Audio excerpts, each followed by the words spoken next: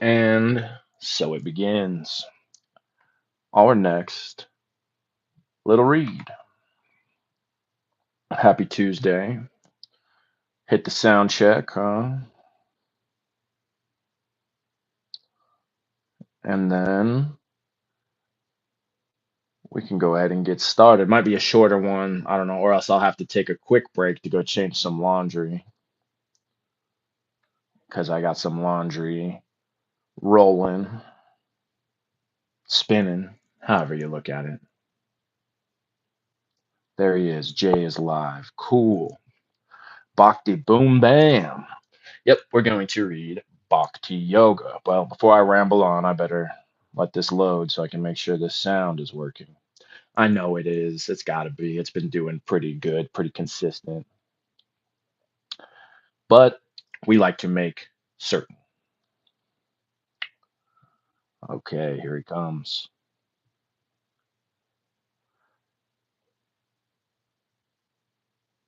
Come on. You can do it. We believe in you. Probably would help if I close some of these extra tabs I got open, huh? I'm sure that would help a lot.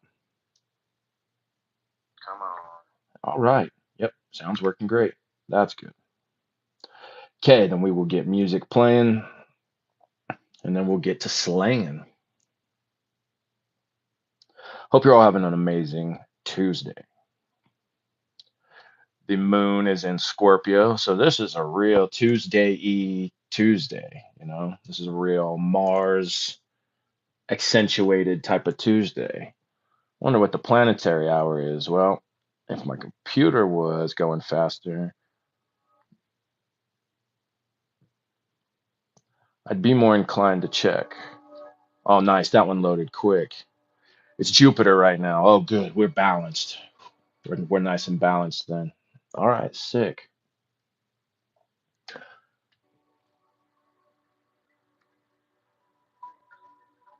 Okay. Just gotta make sure I can monitor this chat as well. You know how these sometimes these um people like to slip in, so I got to be ready to well handle it one way or the other. And that's gonna do it. All right. So the decision was made. Let me tell you how it was made. In my dreams. Yep. Oh yeah, that's right. Last night, Swami Vivekananda became apparent in a dream. And upon waking, I said, well, I guess I'm going to read a Swami Vivekananda book. Welcome in, everybody just coming in. It's great to have you all here. I hope you're excited to start up Bhakti Yoga by Swami Vivekananda, the yoga of love and devotion. It's a pretty short book. It's an extra fire book. Swami Vivekananda just spit flames, whether on paper or out his mouth. These, I'm pretty sure, well, I don't know. Some of these were lectures, and then some of them I'm pretty sure he actually sat down and typed up into books. I think this one, well, not 100% sure. Okay, so starts us off with prayer. A prayer. We'll go ahead and get right into it. So, prayer. He is the soul of the universe. He is immortal. His is the rulership. He is the all knowing, the all pervading, the protector of the universe, the eternal ruler. None else is there efficient to govern the world eternally. He who at the beginning of creation projected Brahma, i.e., the universal consciousness, and who delivered the Vedas unto him. Seeking liberation, I go for refuge unto that effulgent one, whose light turns the understanding towards the Atman, from the Shvetashvatara Upanishad. Okay, so yeah, that was an opening prayer, not a chapter on prayer. Okay, so now we get into definition of bhakti. Call that chapter 1 then. We won't count the prayer as a chapter, huh? So, chapter 1, definition of bhakti. Bhakti yoga is a real, genuine search after the Lord, a search beginning, continuing, and ending in love. One single moment of the madness of extreme love to God brings us eternal freedom. Bhakti, says Narada in his explanation of the Bhakti aphorisms, is intense love to God. When a man gets it, he loves all, hates none, he becomes satisfied forever. This love cannot be reduced to any earthly benefit, because so long as worldly desires last, that kind of love does not come. Bhakti is greater than karma, greater than yoga, because these are intended for an object in view, while bhakti is its own fruition, its own means, and its own end. Bhakti has been the one constant theme of our sages. Apart from the special writers on bhakti, such as Shandilya or Narada, the great commentators on the Vyasa Sutras advocates, evidently advocates of knowledge, Gyan, have also something very suggestive to say about love. Even when the commentator is anxious to explain many, if not all, of the text so as to make them import a sort of dry knowledge, the sutras, in the chapter on worship, especially, do not lend themselves to be easily manipulated in that fashion.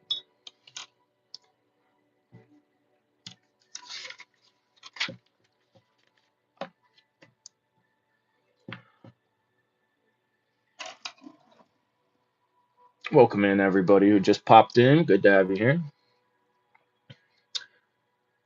There is not really so much difference between knowledge, gyan, and love, bhakti, as people sometimes imagine. We shall see as we go on that in the end they converge and meet at the same point. So also is it with Raja Yoga, which, when pursued as a means to attain liberation, and not, as unfortunately it frequently becomes in the hands of charlatans and mystery mongers, as an instrument to hoodwink the unwary, leads us also to the same goal.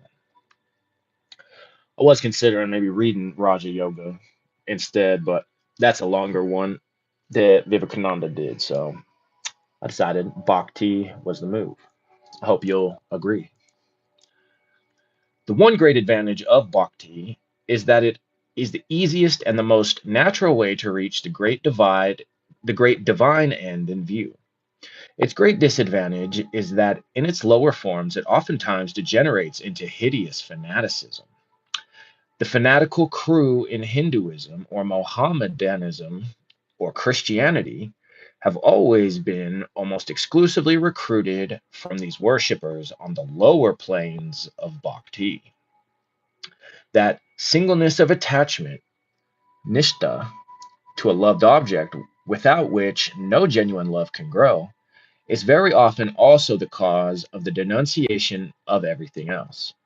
All the weak and undeveloped minds in every religion or country have only one way of loving their own ideal, i.e., by hating every other ideal.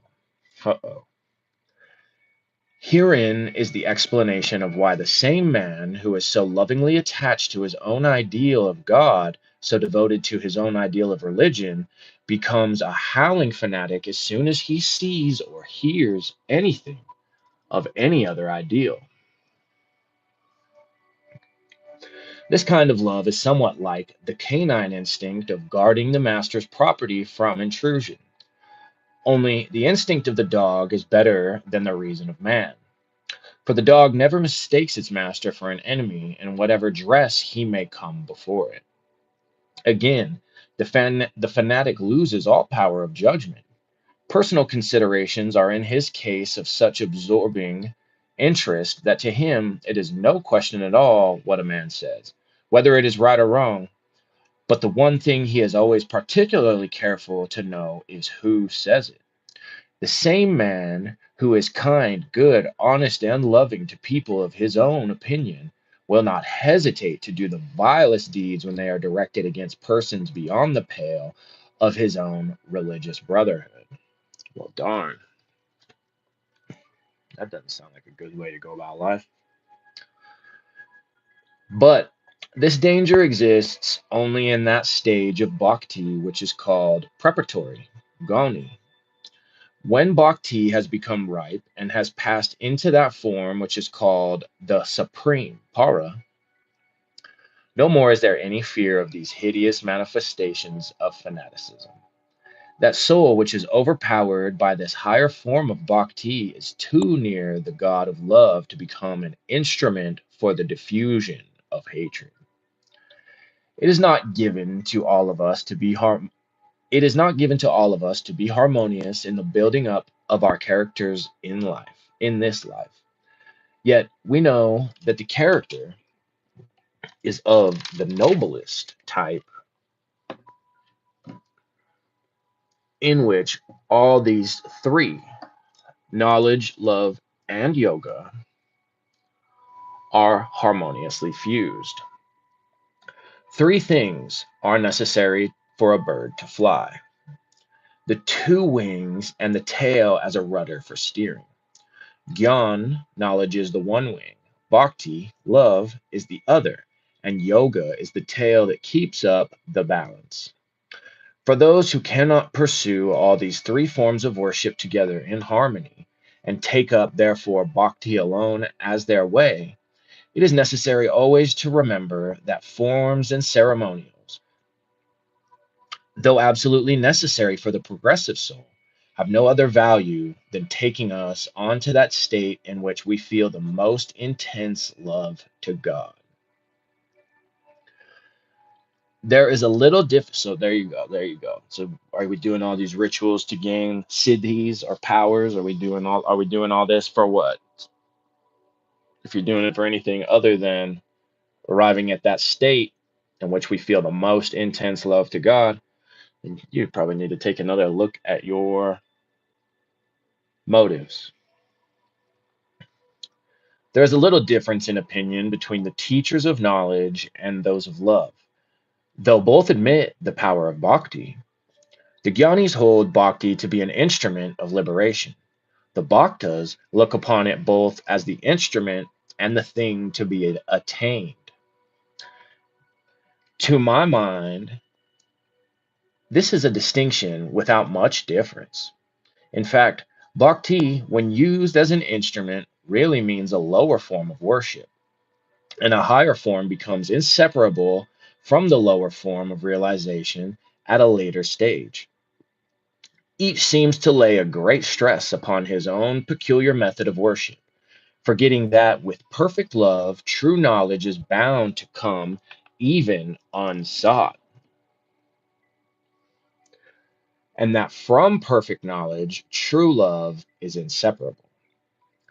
Bearing this in mind, let us try to understand what the great Vedantic commentators have to say on the subject. In explaining the Sutra of Vrittira Sakridupadishat, Bhagavan Shankara says, thus people say, he is devoted to the king, he is devoted to the guru. They say this of him who follows his guru, and does so, having that following as the one end in view. Similarly, they say, the loving wife meditates on her loving husband, and vice versa. Here also, a kind of eager and continuous remembrance is meant. This is devotion according to Shankara. Meditation, again, is a constant remembrance of the thing meditated upon, flowing like an unbroken stream of oil poured out from one vessel to another. When this kind of remembering has been attained in relation to God, all bondages break. Thus, it is spoken of in the scriptures regarding constant remembering as a means to liberation. This remembering again is the same form as seeing, because it is of the same meaning as in the passage. When he who is far and near is seen, the bonds of the heart are broken, all doubts vanish, and all effects of work disappear. He who is near can be seen, but he who is far can only be remembered. Nevertheless, the scripture says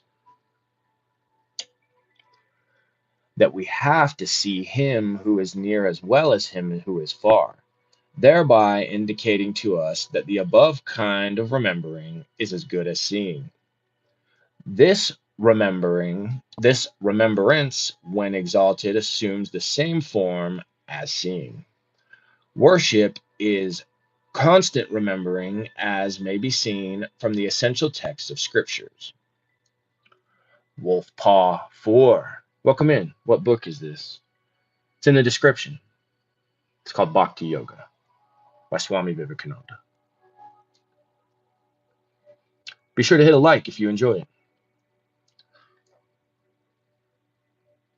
Worship is constant remembering, as may be seen from the from the essential text of scriptures. Knowing, which is the same as repeated worship, has been described as constant remembering. Thus, the memory which has attained to the height of what is good as direct perception is spoken of in the Shruti as a means of liberation. This Atman is not to be reached through various sciences, nor by intellect, nor by much study of the Vedas. Whomsoever this Atman desires, by him is the Atman attained. Unto him this Atman discovers himself. Here, after saying that mere hearing, thinking, and meditating are not the means of attaining this Atman, it is said, whom this Atman desires, by him the Atman is attained. The extremely beloved is desired, by whomsoever this Atman is extremely beloved. He becomes the most beloved of the Atman, so that this beloved may attain the Atman. The Lord himself helps. For it has been said by the Lord, those who are constantly attached to me and worship me with love, I give that direction to their will, by which they come to me. Therefore, it is said that to whomsoever this remembering, which is of the same form as direct perception, is very dear, because it is dear to the object of such memory perception. He is desired by the Supreme Atman. By him, the Supreme Atman is attained. This constant remembrance is denoted by the word Bhakti. So says Bhagavan Ramanuja in his commentary on the Sutra Athato Brahma Jignasa. In commenting on the Sutra of Patanjali, Ishvara Pranidhanadva, i.e., or by the worship of the Supreme Lord, Boja says, Pranidhana is that sort of bhakti in which, without seeking results, such as sense enjoyments, etc., all works are dedicated to that teacher of teachers.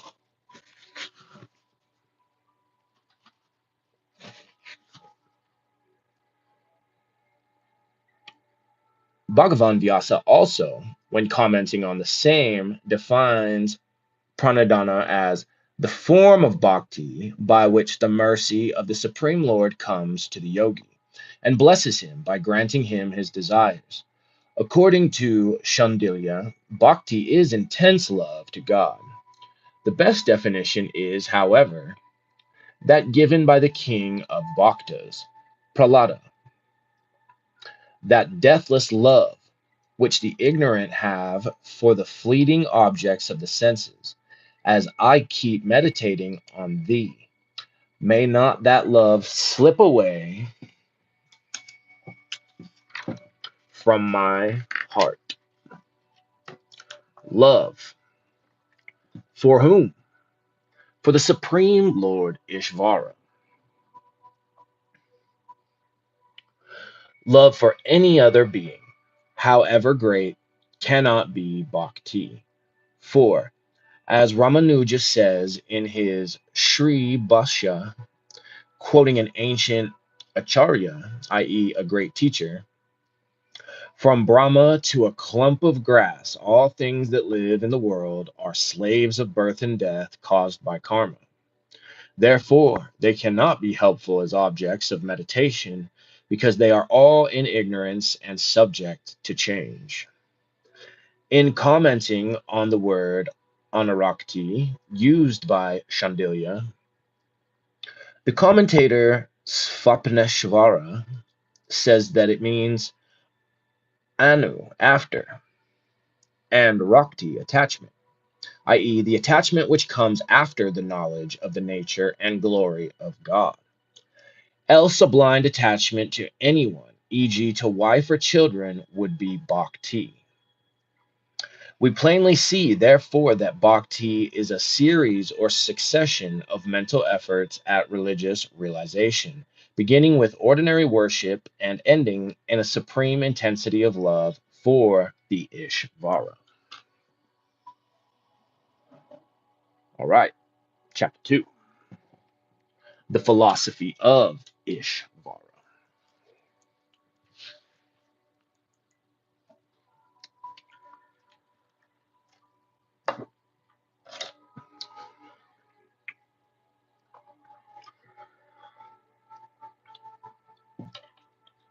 Who is Ishvara? Janmadyasya Yata, from whom is the birth, continuation, and dissolution of the universe. He is Ishvara, the eternal, the pure, the ever free, the almighty, the all knowing, the all merciful, the teacher of all teachers.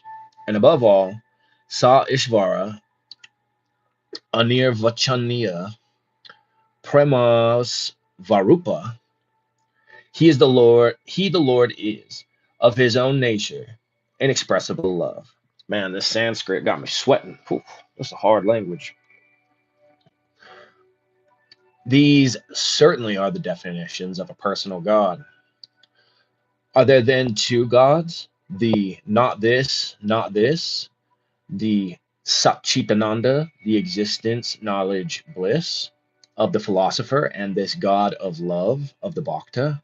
No, it is the same Satchitananda who is also the God of love, the impersonal and personal in one.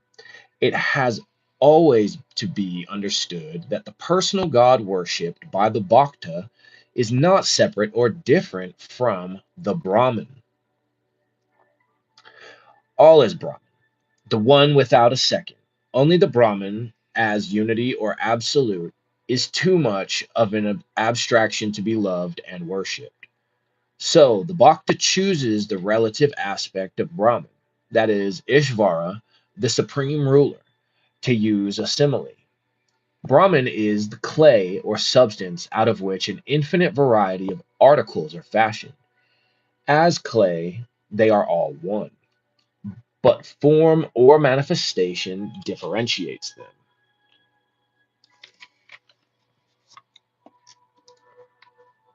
Before every one of them was made, they all existed potentially in the clay. And of course, they are identical substantially. But when formed, and so long as the form remains, they are separate and different. The clay mouse can never become a clay elephant because, as manifestations, form alone makes them what they are. Though, as unformed clay, they are all one. Ishvara is the highest manifestation of the absolute reality. Or, in other words, the highest possible reading of the absolute by the human mind. Creation is eternal, and so also is Ishvara. In the fourth pada of the fourth chapter of his sutras, after stating the almost infinite power and knowledge which will come to the liberated soul after the attainment of moksha, Vyasa makes the remark in an aphorism that none, however, will get the power of creating, ruling, and dissolving the universe because that belongs to God alone.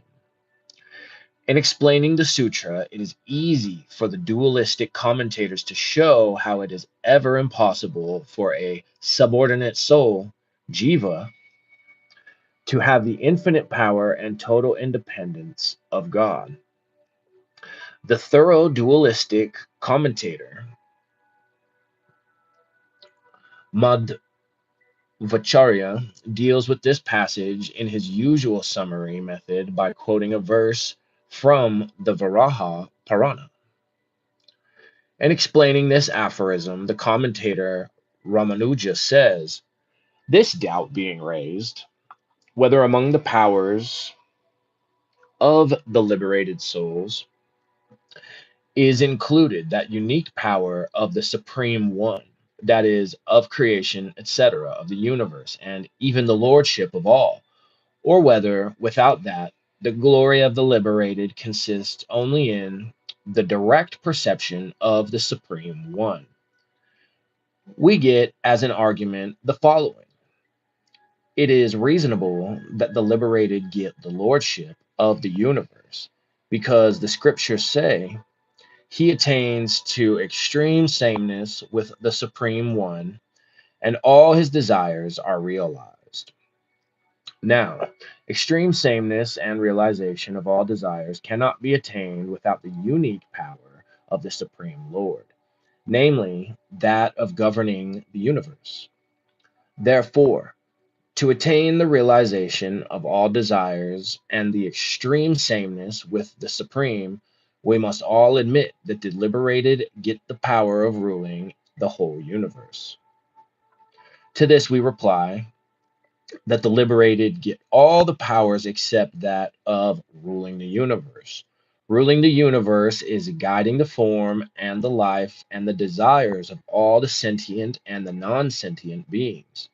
The liberated ones, from whom all that veils his true nature has been removed, only enjoy the unobstructed perception of Brahman, but do not possess the power of ruling the universe. This is proved from the scriptural text, from whom all these things are born, by whom all that are born live, unto whom they, departing, return. Ask about it. That is Brahman. If this quality of ruling the universe be a quality common even to the liberated, then this text would not apply as a definition of Brahman, defining him through his rulership of the universe. The uncommon attributes alone define a thing. Therefore, in texts like, my beloved boy alone, in the beginning there existed the one without a second, that saw and felt, I will give birth to the many, that projected heat. Brahman indeed alone existed in the beginning. That one evolved, that projected a blessed form, the Kshatra. All these gods are Kshatras, Varuna, Soma, Rudra, Parjanya, Yama, Mrityu, Ishana. Atman indeed existed alone in the beginning. Nothing else vibrated. He thought of projecting the world. He projected the world after. Alone, Narayana existed. Neither Brahma nor Ishana, nor the Dyava Prithivi, nor the stars, nor water, nor fire, nor Soma, nor the sun. He did not take pleasure alone. He, after his meditation, had one daughter, the 10 organs, etc.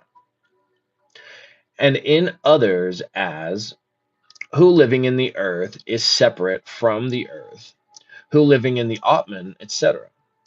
The Shrutis speak of the Supreme One as the subject of the work of ruling the universe. Nor in these descriptions of the ruling of the universe is there any position for the liberated soul, by which such a soul may have the ruling of the universe ascribed to it. In explaining the next sutra, Ramanuja says, if you say it is not so, because there are direct texts in the Vedas in evidence to the contrary, these texts refer to the glory of the liberated in the spheres of the subordinate deities.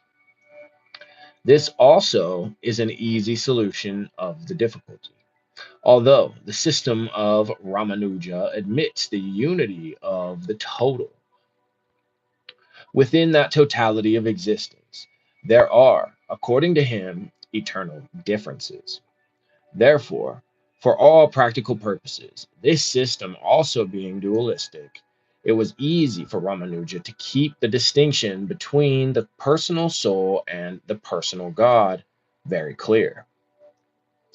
We shall now try to understand what the great representative of the Advaita school has to say on the point.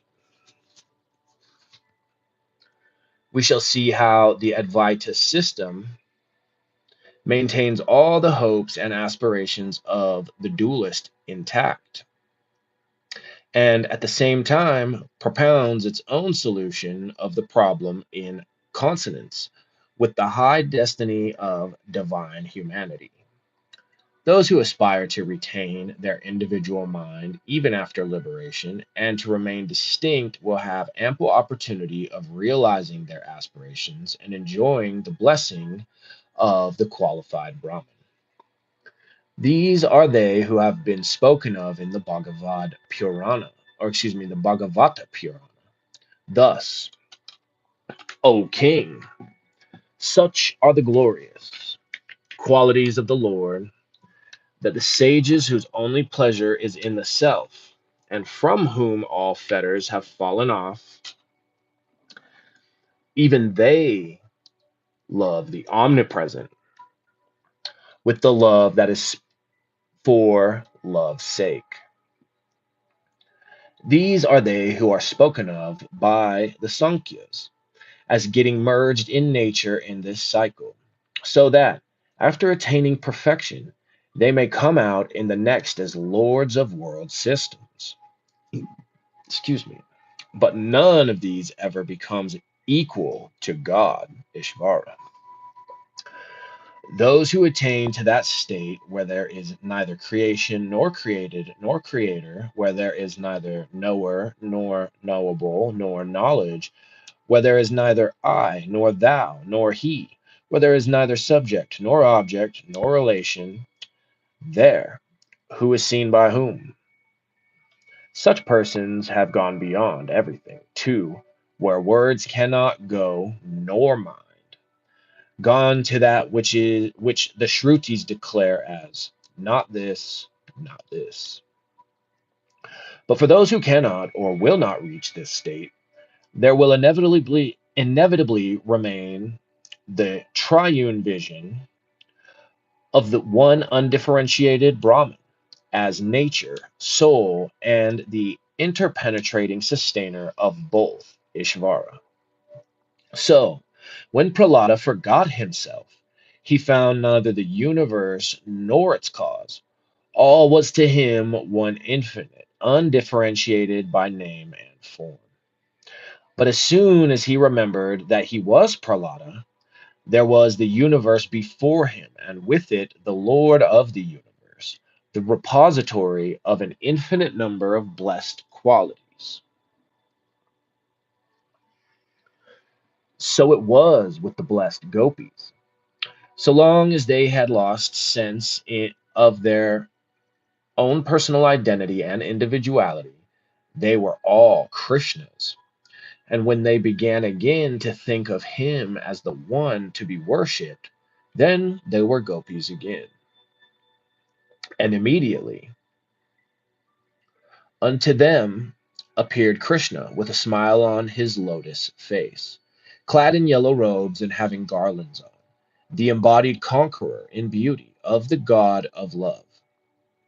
Now, to go back to our Acharya Shankara, those, he says, who by worshipping the qualified Brahman attain conjunction with the supreme ruler, preserving their own mind, is their glory limited or unlimited? This doubt arising, we get as an argument. Their glory should be unlimited because of the scriptural texts. They attain their own kingdom. To him, all the gods offer worship. Their desires are fulfilled in all the worlds. As an answer to this, Vyasa writes, without the power of ruling the universe, barring the power of creation, etc., of the universe, the other powers, such as anima, etc., are acquired by the liberated. As to ruling the universe, that belongs to the eternally perfect Ishvara. Why? Because he is the subject of all the scriptural texts as regards creation, etc. And the liberated souls are not mentioned there in any connection whatsoever. The Supreme Lord indeed is alone engaged in ruling the universe. The texts as to creation, etc., all point to him. Besides, there is given the adjective ever perfect. Also, the scriptures say that the powers, anima, etc., of the others are from the search after and the worship of God. Therefore, they have no place in the ruling of the universe. Again, on account of their possessing their own minds, it is possible that their wills may differ, and that, whilst one desires creation, another may desire destruction. The only way of avoiding this conflict is to make all wills subordinate to some one will. Therefore, the conclusion is that the wills of the liberated are dependent on the will of the supreme ruler. Well, that really just puts a big turd on a lot of those dark side books, doesn't it?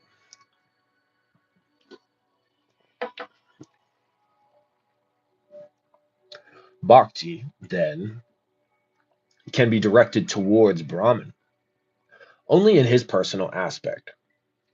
The way is more difficult for those whose mind is attached to the absolute. Bhakti has to float on smoothly with the current of our nature. True, it is that we cannot have any idea of the Brahman, which is not anthropomorphic, but is it not equally true of everything we know? The greatest psychologist the world has ever known, Bhagavan Kapila, demonstrated ages ago that human consciousness is one of the elements in the makeup of all the objects of our perception, internal as well as external. Excuse me. Beginning with our bodies and going up to Ishvara, we may see that every object of our perception is this consciousness plus something else, whatever that may be. And this unavoidable mixture is what we ordinarily think of as reality. Indeed, it is, and ever will be, all of the reality that is possible for the human mind to know. Therefore, to say that Ishvara is unreal because he is anthropomorphic is sheer nonsense.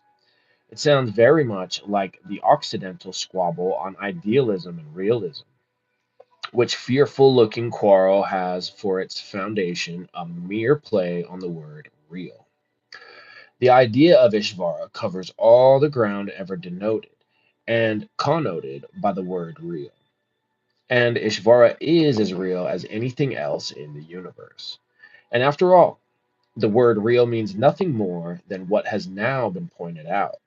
Such is our philosophical concept of Ishvara. Sick. All right, I know that laundry is getting close. Let me see how long this next chapter is.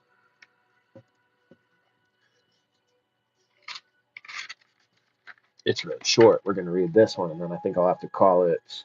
I'll have to at least go get that laundry. Since nobody's really in here to say one way or another, I mean, I could probably just go change it and come back and keep moving. But then my laundry will have to sit in the bath, you know, that whole thing. Fold your laundry, put it away. I mean, we all, come on. I get it. But be on top of your stuff. You'll feel better if you do. What's the point in washing all those clothes to just chuck them on your bed or your chair or just leave them in the basket anyway? Make your grandma proud. Spiritual realization, the aim of Bhakti Yoga. So that's chapter 3. To the Bhakta, these dry details are necessary only to strengthen his will.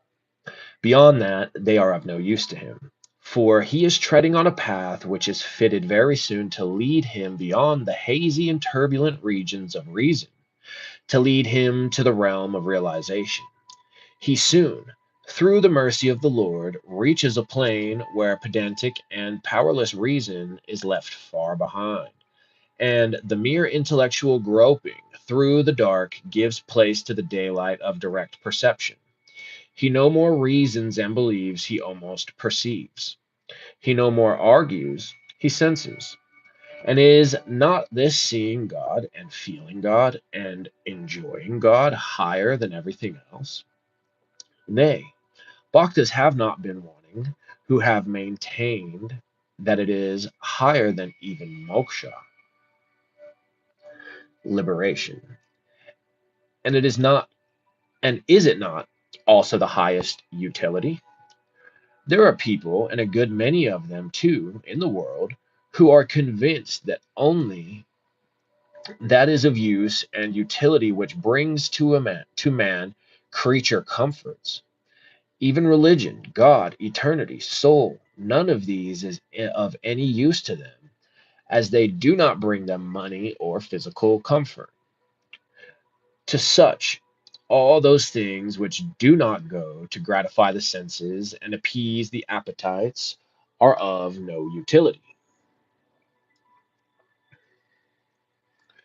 In every mind, utility, however, is conditioned by its own peculiar wants. To men, therefore, who never rise higher than eating, drinking, begetting progeny, and dying, the only gain is in sense enjoyments. And they must wait and go through many more births and reincarnations to learn to feel even the faintest necessity for anything higher. But those to whom the eternal interests of the soul are of much higher value than the fleeting interests of this mundane life, to whom the gratification of the senses is but like the thoughtless play of the baby, to them God and the love of God form the highest and the only utility of human existence. Thank God, there are some such still living in this world of too much worldliness. Bhakti Yoga, as we have said, is divided into the Gani, or the preparatory, and the Para, or the supreme forms.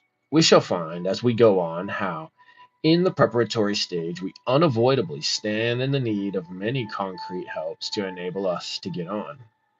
And indeed, the mythological and symbological parts of all religions are natural growths which early environ the aspiring soul and help it Godward.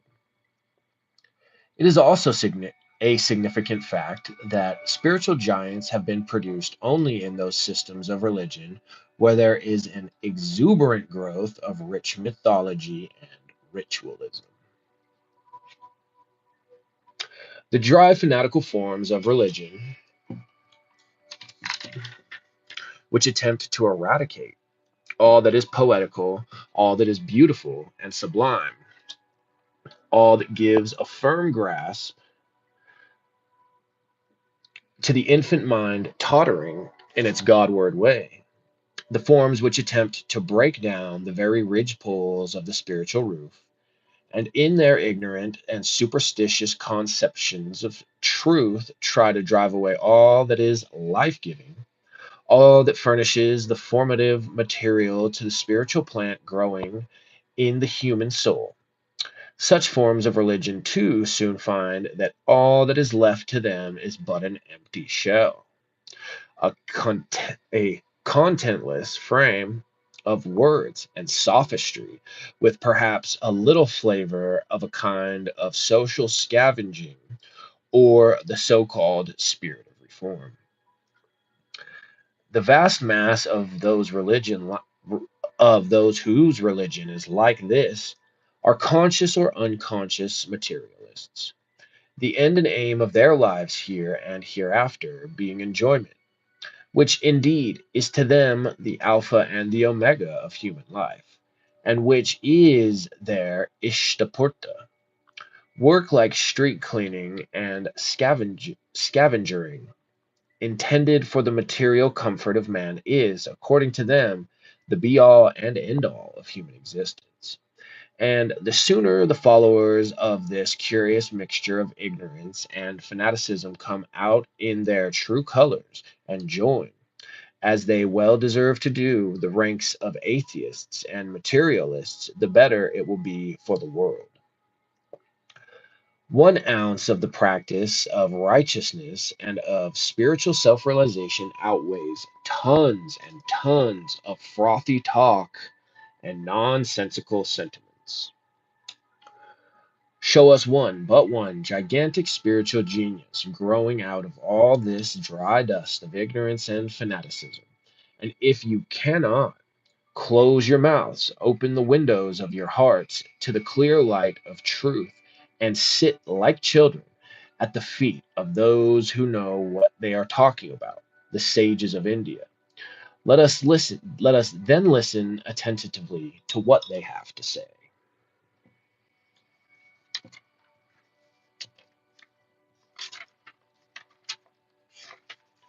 Oh, the no need of guru is pretty short. We better do that one too.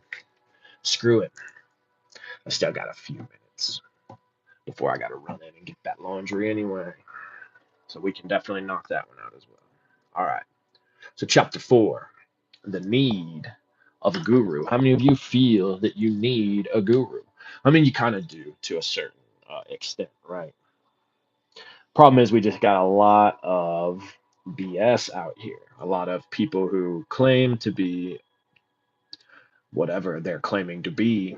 And, well, there definitely are a few good, shining examples out there. You know, we're all lucky to know one, at least from this group, that's for sure. Well, two, we gotta lump Minosis in there too, right? I'm sure you all have some others too. I mean, I know most of the people who tap in here are also big fans of like Bobby Hemmett, Brother Panic, Phil Valentine. I never personally have checked out Phil Valentine. I still need to. There are definitely solid gurus out there, Western and Eastern, but there is also a lot of bullcrap. So keep your wits about you.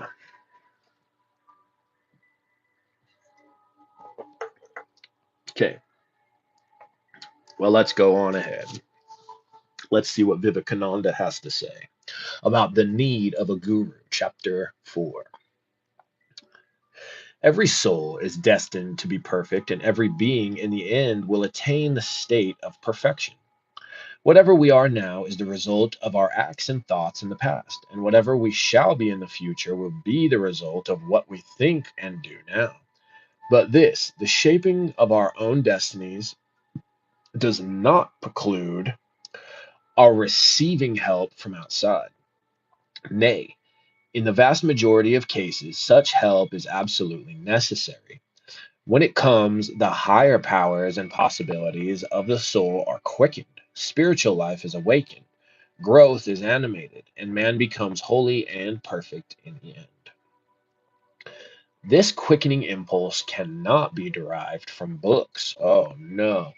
The soul can only receive impulses from another soul and from nothing else. Oh no. Well, we better just shut this thing and throw it in the fire, huh?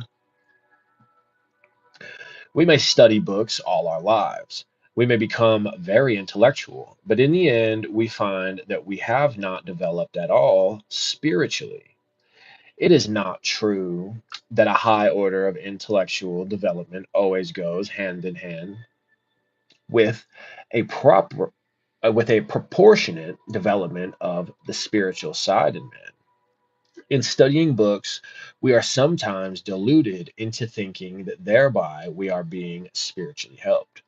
But if we analyze the effect of the study of books on ourselves, we shall find that at the utmost It is only our intellect that derives profit from such studies, and not our inner spirit. This inadequacy of books to quicken spiritual growth is the reason why, although almost every one of us can speak most wonderfully on spiritual matters, when it comes to action and the living of a truly spiritual life, we find ourselves so awfully deficient. To quicken the spirit, the impulse must come from another soul. Well, well, well.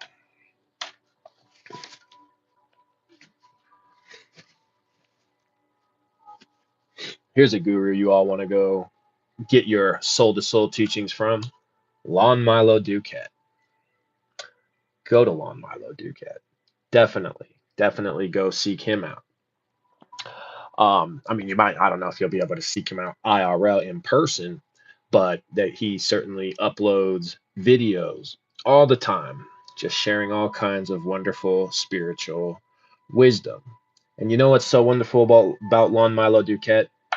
He doesn't charge a single cent for it.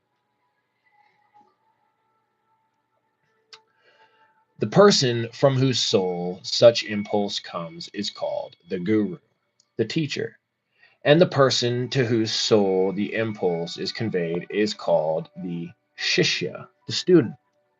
To convey such an impulse to any soul, in the first place, the soul from which it proceeds must possess the power of transmitting it, as it were, to another.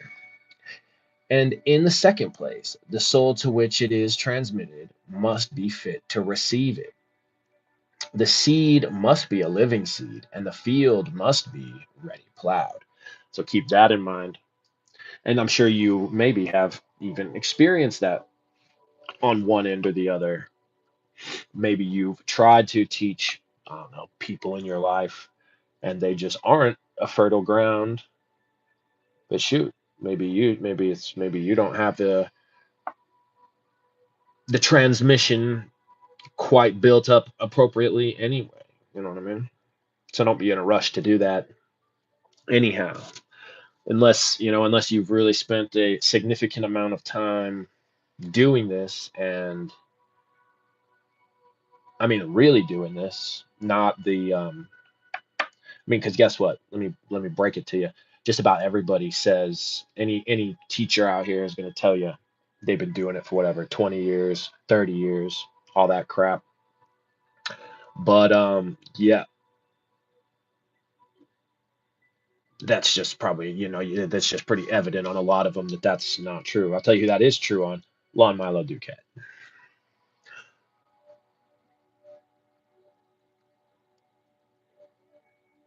And when both these conditions are fulfilled, a wonderful growth of genuine religion takes place. The true preacher of religion has to be of wonderful capabilities, and clever shall his hearer be. And when both of these are really wonderful and extraordinary, then will a splendid spiritual awakening result, and not otherwise. Such alone are the real teachers, and such alone are also the real students, the real aspirants. All others are only playing with spirituality. Oh man, just playing with it. Just sitting around playing with it. Coop TGS, what up, brother? It's good to have you in. I decided that I'm gonna bust into a Swami Vivekananda, so we're doing Bhakti Yoga by Swami Vivekananda.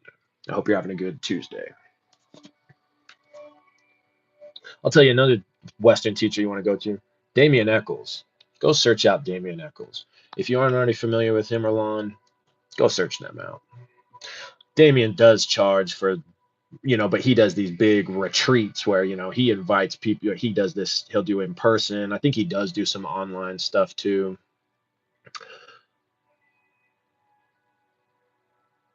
Learn from them. Well, and obviously ones we already learned from in our little group. But I'm trying to, think a little outside the box. All right, I got to wrap this up. They have just a little curiosity awakened, just a little intellectual aspiration kindled in them. but are merely standing on the outward fringe of the horizon of religion. There is no doubt some value even in that, as it may, in course of time, result in the awakening of a real thirst for religion. And it is a mysterious law of nature that as soon as the field is ready, the seed must and does come. As soon as the soul earnestly desires to have religion, the transmitter of the religious force must and does appear to help that soul. When the power that attracts the light of religion in the receiving soul is full and strong, the power which answers to that attraction and sends in light does come as a matter of course. When the student is ready, the master will appear. That's what they say. Yeah, Swami V, the OG for real. There are, however, certain great dangers in the way. There is, for instance, the danger to the receiving soul of its mistaking momentary emotions for real religious yearning. We may study that in ourselves. Many a time in our lives, somebody dies whom we loved. We receive a blow. We feel that the world is slipping between our fingers, that we want something surer and higher, and that we must become religious. In a few days, that wave of feeling has passed away, and we are left stranded just where we were before. We are all of us, we are all of us often mistaking such impulses for real thirst after religion. But as long as these momentary emotions are thus mistaken, that continuous, real craving of the soul for religion will not come, and we shall not find the true transmitter of spirituality into our nature. So, whenever we are tempted to complain of our search after truth that we desire so much, proving vain, instead of so complaining, our first duty ought to be to look into our own souls and find whether the craving in the heart is real.